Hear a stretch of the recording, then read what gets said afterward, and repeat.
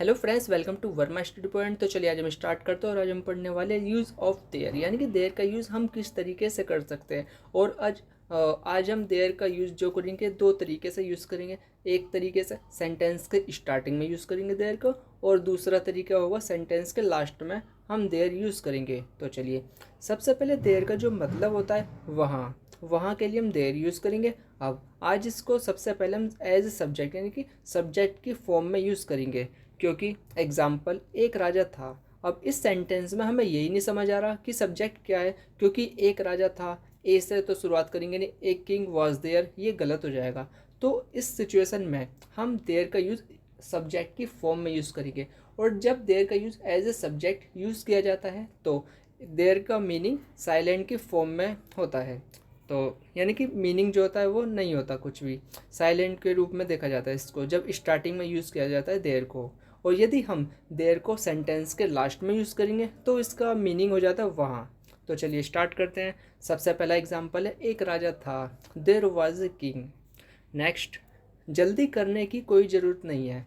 इस तरीके के सेंटेंस में हमें यही नहीं समझ आ रहा है कि सब्जेक्ट क्या है, क्योंकि जो सेंटेंस बनाया जाता है सबसे पहले सब्जेक्ट यूज़ किया जाता है। जब सब्जेक्ट नहीं समझ आएगा तो हम सेंटेंस किस तरीके से बनाएंगे।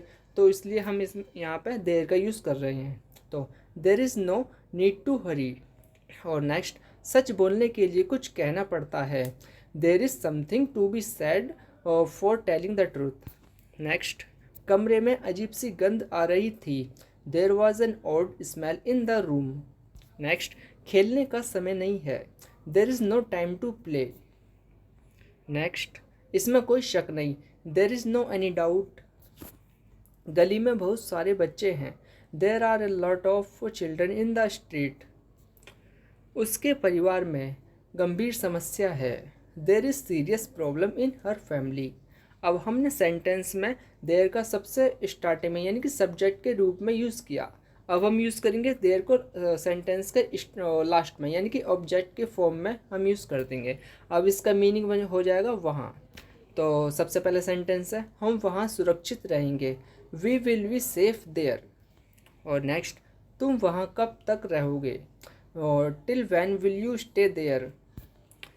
वह वहाँ नहीं जाएगी। She will not go there. Next, उसने शादी की और वहीं रहने का फैसला किया। She married and decided to stay there. Next, Mohan को वहाँ जाना होगा। Mohan will have to go there. तो मुझे उम्मीद है आपने देयर से रिलेटेड काफ़ी नई चीज़ें सीखी होंगी और इसी तरह चीज़ें सीखते रहिए, आगे बढ़ते रहिए। तो थैंक्स फॉर वॉचिंग।